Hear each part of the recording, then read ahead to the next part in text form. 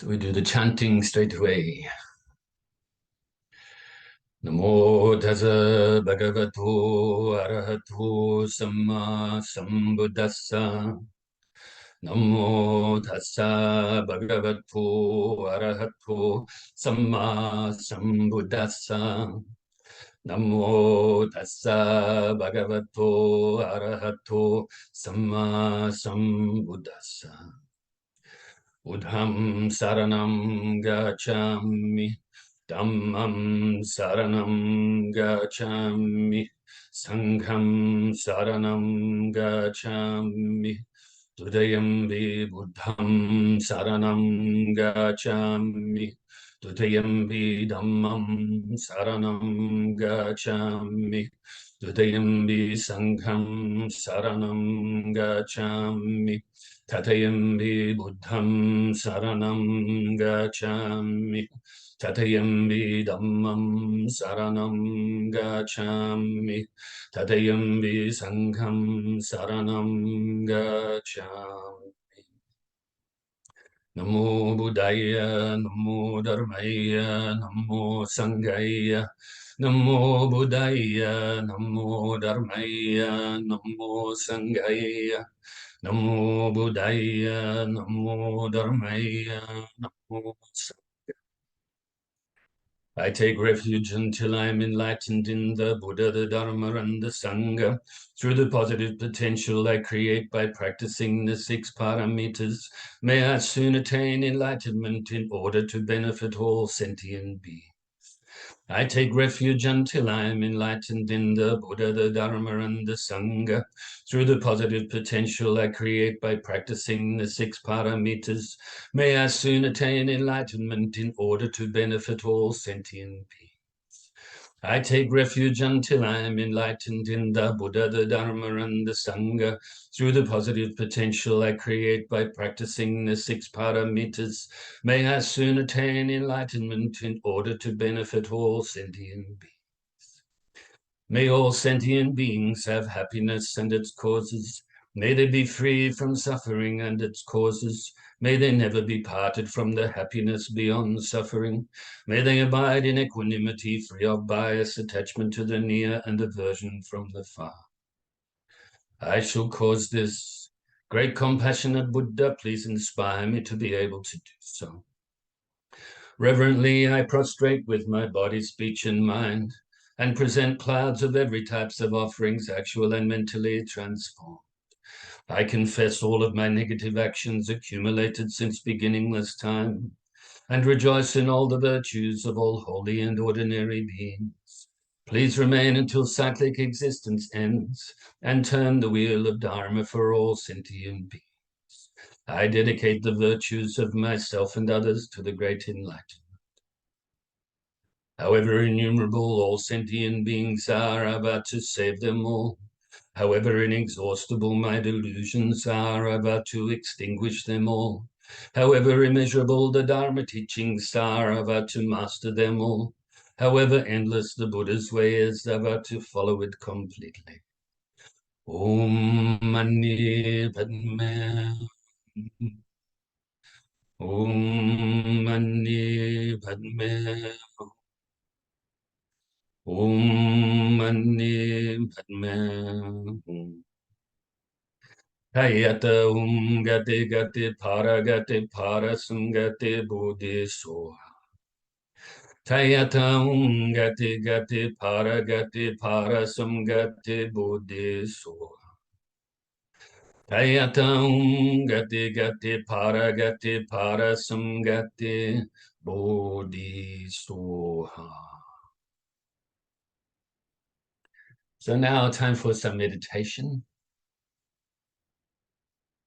Initially to release the tension in the body, then some breath meditation, followed as per usual by loving kindness meditation. So I hope everybody's well, and you're going to even be weller, if that's a word, weller after the meditation. Tension-free, stress-free, enlightened, free from suffering.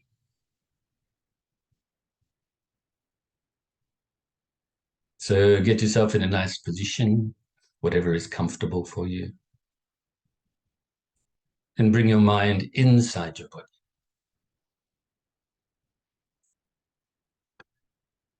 And release the tension from your body, from the tips of the toes, up your legs, up to your shoulders, down to the tips of your fingers, and then back up to the top of your head. So let's take a few moments to do this now.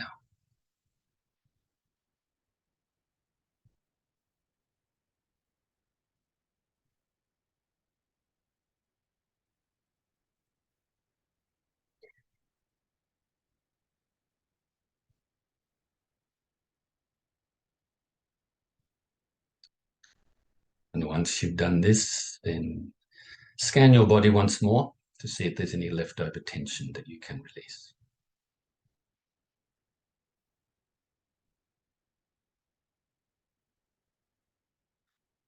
And now bring your focus to initially the tip of your nose as you breathe in, and follow the breath. So place your mind onto the breath as you breathe in your nose, past your throat, past the bronchial area, into your lungs, and then back out your lungs, past the chest area, past the throat, and out your nose again. Breathing in, breathing out. That's all we have to do right now. Breathe and focus on the breath.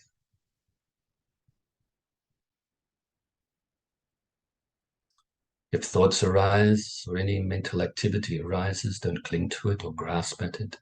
Don't try to force it away either or deny it, but gently let it go naturally by replacing your mind onto your breath.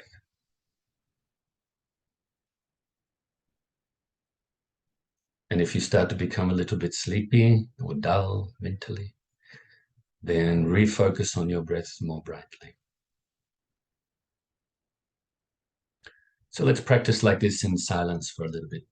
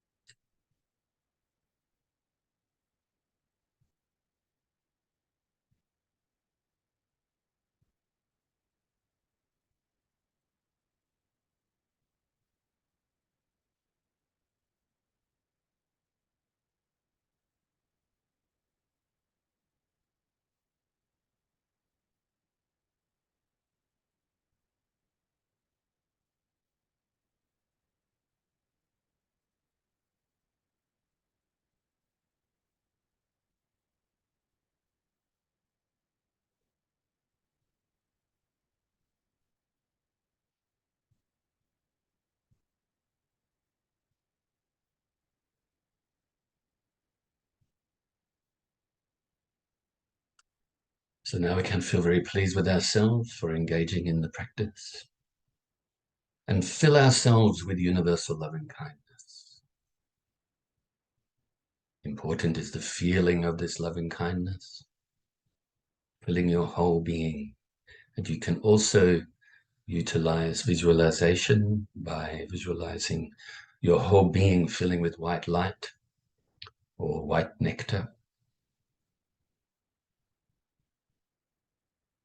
Really appreciate yourself, be grateful to yourself, accept yourself, forgive yourself, be honest to yourself. You are your own best friend.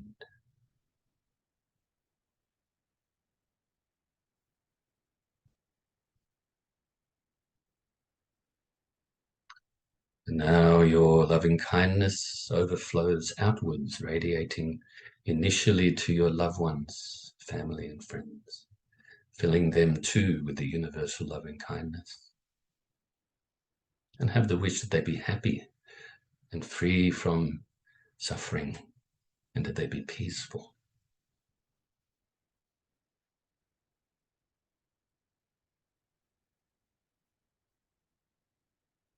You can even utilize the visualization with this and really visualize that your loved ones are happy, that they are free from pain and worries, that they're peaceful, and that they're filled with this universal loving kindness.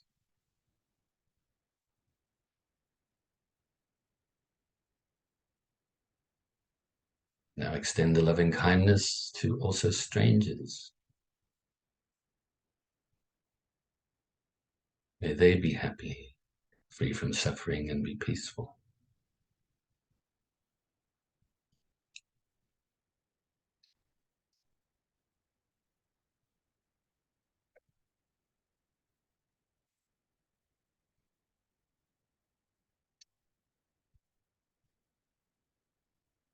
And now also include enemies, those people you find very difficult to be with, be around. May they also be happy, free from suffering, and be peaceful. So you're filling these three different types of people from your own perspective with the universal loving kindness, wishing that they have happiness and the causes of happiness, that they are free from suffering and the causes of suffering, and that they are peaceful, free from conflict.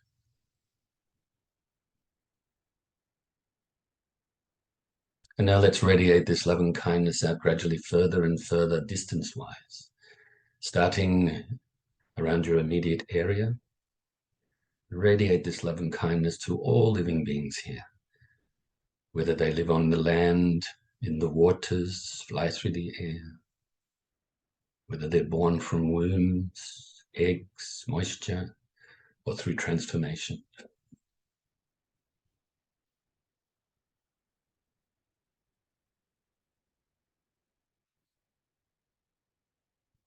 Now your radiation of the loving kindness is gathering so much momentum. Now radiate it throughout your whole state or county.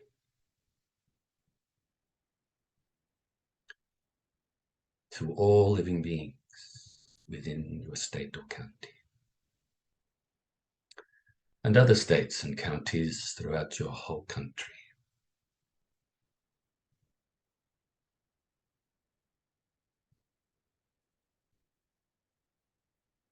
Just bring to mind right now as well that if the living beings are happy and free from suffering, it means that they are engaging in the causes of happiness based on the good qualities of mind, and that they are avoiding negative actions, the causes of suffering, and that they are not engaging thoughts or attitudes based on the mental afflictions, such as ignorance and attachment and aversion. And therefore, your whole country will be very peaceful. No destroying of nature either.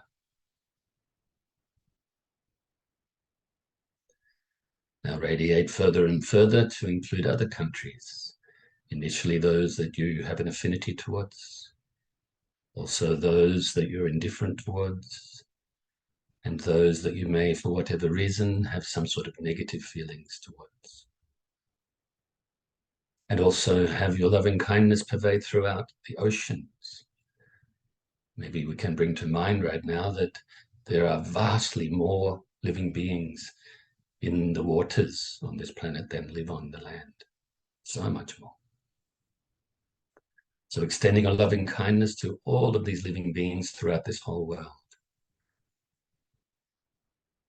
Right to the core of the earth and to the outermost atmosphere. And now also to other worlds throughout the whole solar system.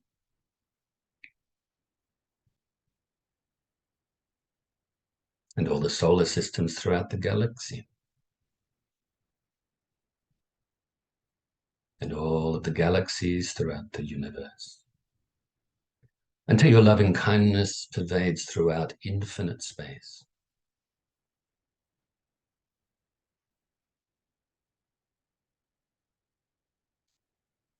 And also be present here and now to recite the dedication prayer. Due to this merit, may I soon attain the enlightened state of the Buddha, so that I may be able to liberate all sentient beings from their suffering. May the precious bodhicitta not yet born rise and grow. May that born have no decline but increase forevermore. And may the precious view of shunyata, not yet born, arise and grow. May that born have no decline but increase forevermore. And so, as you know, we started last week the subject of the 8 verses of thought transformation from the Tibetan tradition, okay? And I'll give you a little bit of a history of this, this teaching, right back to the Buddha, or this type of teaching, the thought transformation teaching, right back to the Buddha, and then again from Master Atisha onwards.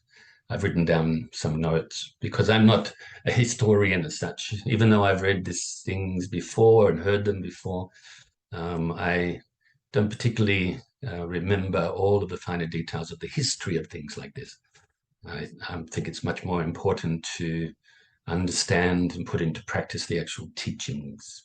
But knowing the history can give us confidence that this is not something that we're making up here and now without you know, relying upon the teachings of the Buddha and the great masters throughout the ages. That we're not just, you know, making this about the modern world only. You know? Actually, we're marrying the ancient teachings into, or bringing the ancient teachings into the modern times for us to practice here and now. And like I mentioned last week, the first 7 of the verses to generate, specifically to generate the relative bodhicitta, the altruistic intention to attain enlightenment for the benefit of all living beings, and also helping all living beings to do likewise. And the 8th verse is specifically to generate, or realize, I should say, the supreme wisdom, the ultimate bodhicitta. So when the supreme wisdom and the relative bodhicitta are unified, married together, and perfected, then this is ultimate bodhicitta. Then this is enlightenment. In a similar way to the 6 paramitas, where the first 5 of the paramitas mainly to generate the relative bodhicitta, and then, of course, the supreme wisdom, the perfection of wisdom, unifies with this, and then everything becomes perfect, beyond perfect, and then enlightenment is realized. Okay, so I thought I'd just mention that straight up, and so I will chant them now, and you can just have a listen, and then we will start to go into the history, and then I'll start to reveal the teachings, like overviews, slowly, okay, until we go through eventually every single word. or every single phrase. With the wish to attain enlightenment for the benefit of all sentient beings who are more precious than a wish-fulfilling jewel, I will constantly practice holding them dear. Om Mani Padme Hum, Mani Padme Hum, Mani Padme Hum. Whenever I'm with others, I'll practice seeing myself as the lowest of all, and from the very depth of my heart, I will respectfully hold others as supreme. Om Mani Padme Hum, Om Mani Padme Hum, Om Mani Padme Hum. In all actions, I will examine my mind. In the moment a disturbing attitude arises in danger of myself and others, I will firmly confront and avert it.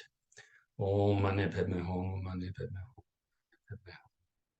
Whenever I meet a person of bad nature who is overwhelmed by negative energy and intense suffering, I will hold such a rare one dear as if I have found a precious treasure. Om Mani Padme Hum, Mani Padme Hum, Mani Padme. When others out of jealousy mistreat me with slander, abuse, and so on, I will practice accepting the defeat and offering the victory to them. Om Mani Padme Hum, Mani Padme Hum, Mani Padme Hum. When someone I have benefited and whom I placed great trust hurts me very badly, I will practice seeing that person as my supreme teacher. Om Mani Padme Hum, Mani Padme Hum, Mani Padme Hum. In short, I will offer directly and indirectly every benefit and happiness to all beings, my mothers. And in secret, I will take upon myself all of their harmful intentions, harmful karma, and all of their suffering. Om Mani Padme Hum, Mani Padme Hum. Without these practices being defiled by the stains of the 8 worldly concerns, by perceiving all phenomena as illusory, I will practice without grasping to release all beings from the bondage of the disturbing, unsubdued mind and karma. Om Mani Padme Hum, Om Mani Padme Hum. Just mentioned thought transformation. So we're transforming our minds by utilizing such words as these, okay? And then the meaning, filling our mind with the meaning, okay, or absorbing our mind with the meaning. It may sound like, I remember years ago, somebody said, oh, but hang on a minute, people being nasty to you, then how can you offer the victory to them?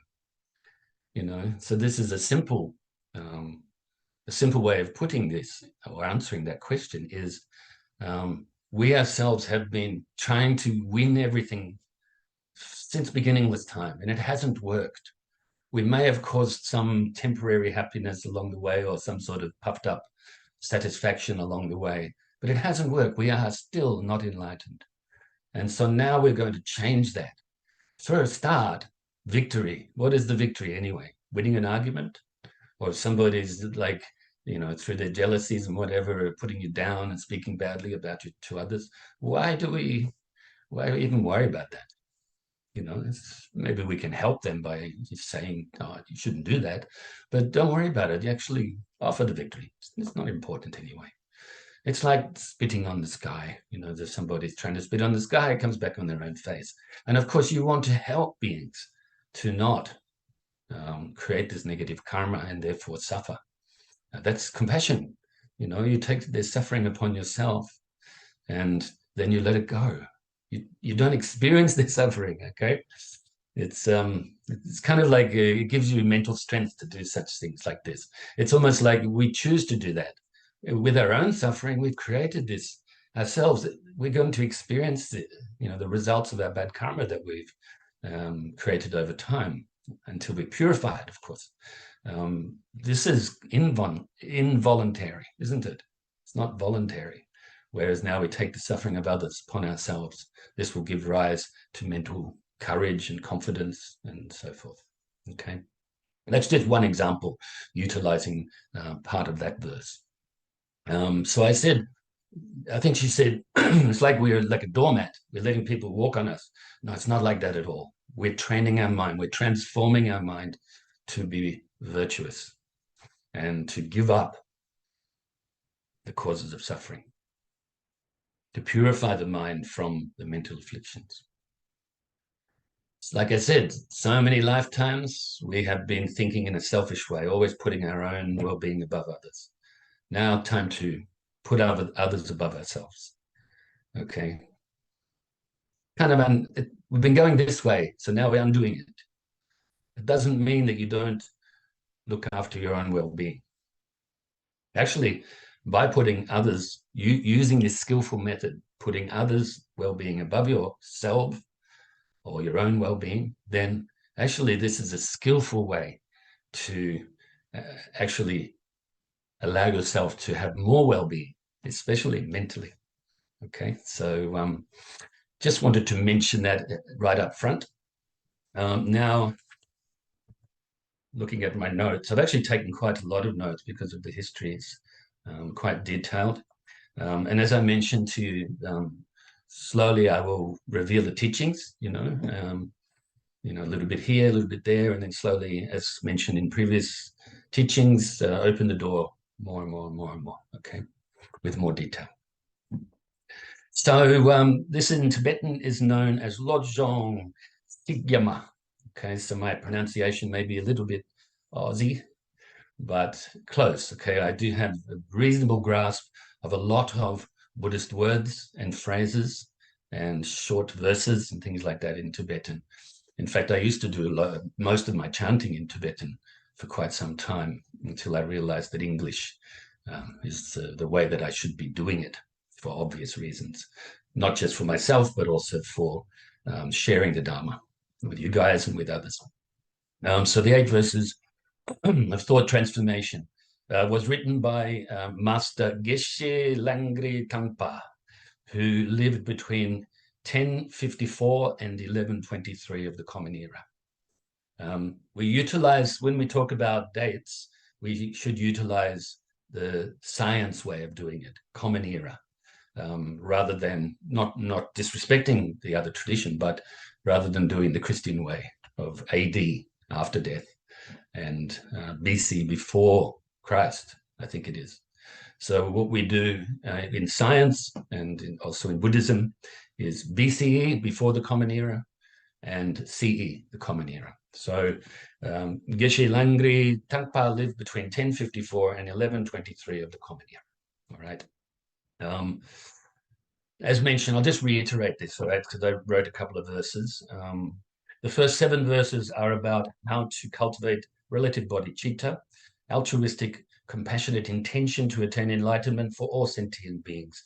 The last verse is about how to cultivate and realize ultimate bodhicitta, the wisdom of emptiness, and unified with compassion and then perfected beyond limit, then this is the ultimate bodhicitta.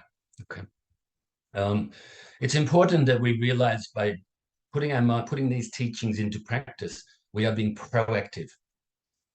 I like to use that word in this way, not reactive. You know, reacting to reactions and reacting to the reacting of the reactions, you know, and so on and so forth. You know, continuing our mental afflictions and reinforcing them over time. Be more proactive, look after your mind, and transform your mind to be more virtuous. So proactive is a good word that we can use rather than being reactive.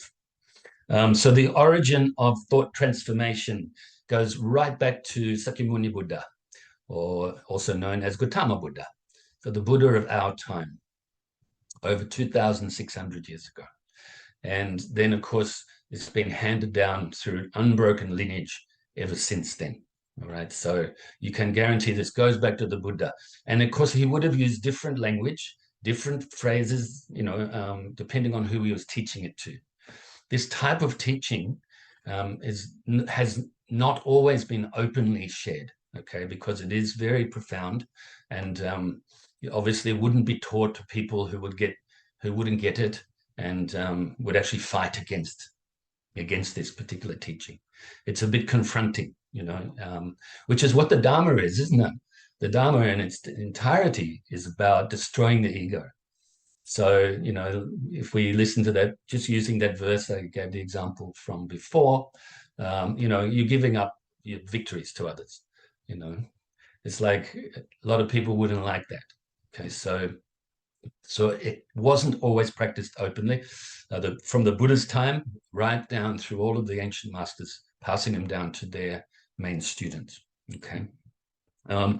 Eventually, it got to Atisha. I think maybe you know the name Atisha, the great master, who was initially from the area that these days we call Bangladesh. Okay, but he went to Tibet and became a great master.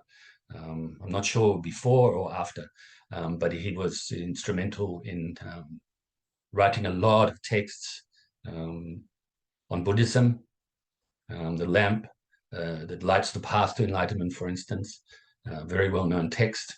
His Holiness Dalai Lama teaches from this text and other ones that Atisha was the author of. He teaches from these quite often. All right, so Atisha Dipankara. Of course, Dipankara actually is the name of a previous Buddha too. The Buddha from so long ago, we can't even count, who actually prophesied that Sakyamuni Buddha would attain enlightenment when he was a bodhisattva back then. Okay, so Atisha Dipankara, like I said, initially from the Bangladesh area. I think in those days it was still called India. Okay, it's obviously before it was split up. Then he taught these teachings to his chief disciple, so his primary student in Tibet, whose name is Drom Tompa. You may know that name as well. D-R-O-M and then T-O-N-P-A. Drom Tompa. Okay, so if you want to look it up, that's why I spelled it out for you. Atisha's, by the way, is A-T-I-S-H-A, and normally you can just get it with that name, Master Atisha. But his second name is Dipankara, so D-I-P-A-M-K-A-R-A, if you'd like to look that up too.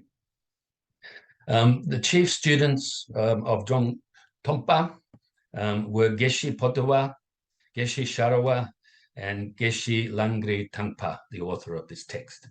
Okay, so Drom Tompa taught his three main disciples this text. Now, once again, I'll remind you, this was an oral tradition at the time with these types of teachings. Of course, all of the other teachings had been written down a long, long, long time earlier, you know, the Tipitaka, for instance. And so, and other commentaries, Shastras, commentaries on the Buddhist teachings. So, but this was practiced mainly through oral teachings. And then the students would memorize it. And maybe they'd even memorize, each teacher would teach different verse forms. Maybe give the longer teaching and then speak it in verse so that the students could remember it at that time. And so in those days, as mentioned, the teachings were orally transmitted only to a few students that were able to understand. How long have I got there? 5 minutes, okay. The reason, the main message of thought training is to teach the students to learn to accept suffering of others as one's own, to be totally engaged in the interest of others. So we are now giving up or working to give up our self-centeredness, which is the cause of cyclic existence, isn't it? The ignorance that gives rise to attachment to self and therefore this idea of other as well. And then, of course, we have attachment aversion in relation to this. So that's my first page done. And to develop relative and ultimate bodhicitta, as mentioned previously.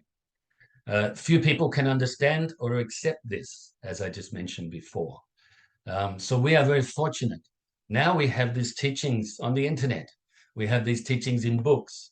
We're having the teaching today on Zoom, you know, and throughout the different temples and Dharma centers throughout the world. This teaching is being taught openly in most cases. Maybe not some finer details, but I know that this is a very popular teaching. And I think part of that reason, apart from it being just amazing use of skillful methods to train the mind, to purify the mind, to transform the mind, but also because it's so short. I think it's easier to remember the verses, okay?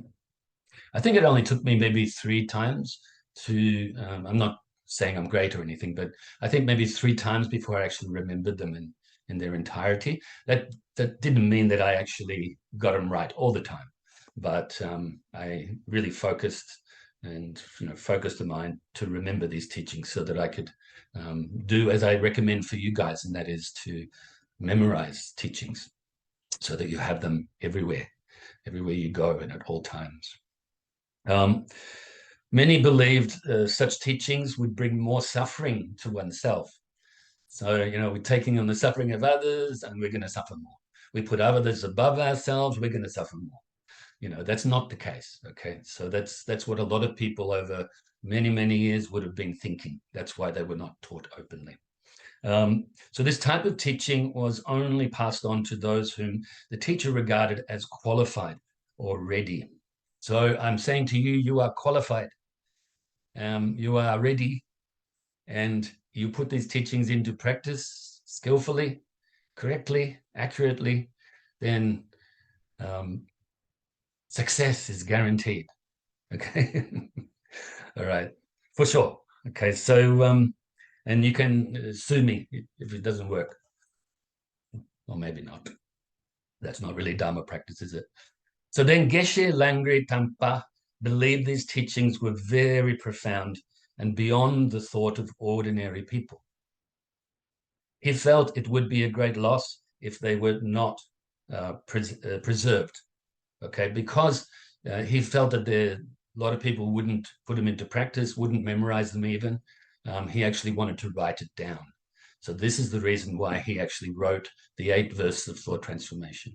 Now, of course, this has been written down by many great masters over time from that period onwards. But even before that, it was written down, but maybe just in a line or 2 lines, or maybe a whole scripture was written on it, a really long one. But this is the 8 verses of thought transformation were written down at that time because of Geshe-la's actual intention to preserve the teachings. So, and it worked, didn't it? Because we have them now. Today, we have these teachings. All right. Now we're only down to a minute again. I hope you've enjoyed today's class, and I hope this information has given you a lot of enthusiasm. Maybe you can now get into studying if you have the texts, or if you want to look on the internet and have a look for more details. That's really good. And then maybe the next class, I will be repeating things that you've learned yourself, which I rejoice in. So I'll leave it there. And once again, rejoicing in your practice, rejoicing in your meritorious goodness, and rejoicing in spending time together, even though it's online, or what they call virtual. Is it virtual? Virtuously virtual. Okay, so Namo Buddhaya, Namo Dharmaya, Namo Sanghaya. Practice well, okay? Look after